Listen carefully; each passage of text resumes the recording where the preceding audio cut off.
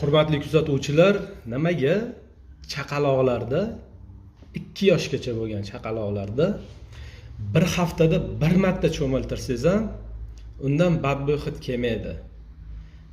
Rangi tiniq bo'ladi. Kayfiyati a'lo darajada bo'ladi. Ozgina hazillatsangiz ham kuladi. Qiynasangiz uni qanchalik ko'p harakat qildirsangiz, tanasi yayraydi. Energiya oladi-da. Sabab nima deb o'ylasalaring,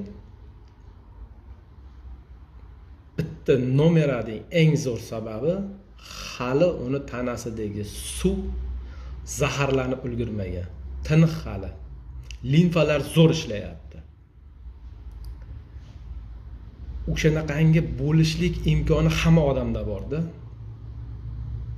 Agar kuniga 1,5 litr hozir qishki kunida 1,5 litr toza mineralga boyitilgan, 70 xil mineralga boyitilgan. Tarkibida 70 xil mineral tuz bilan boyitilgan suv ichib borsa, yildan yilga 1 oy 2 oyda bilinmaydi bu deyarli. Ayniqsa bo'lib ham 40 yoshdan yuqoridagilarga. 20 yosh, 18 yosh ballarda o'zi 1 oyda sirazi bilinadi. Lekin 40 dan tepalari 2-3 oyda o'zi effektini ko'rishni boshlaydi bu narsani.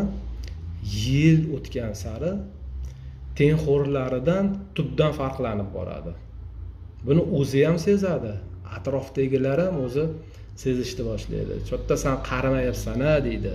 Nimaga sen doim yaxshi kayfiyatda yurasan deydi. Nasriniy zo'r yuradi.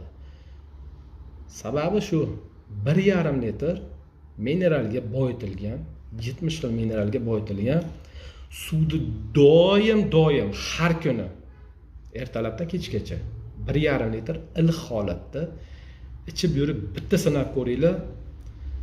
Xudo xolasa hammasi zo'r bo'ladi. Sog' bo'linglar, salomat bo'linglar. Ko'tarinki kayfiyat tark etmasin.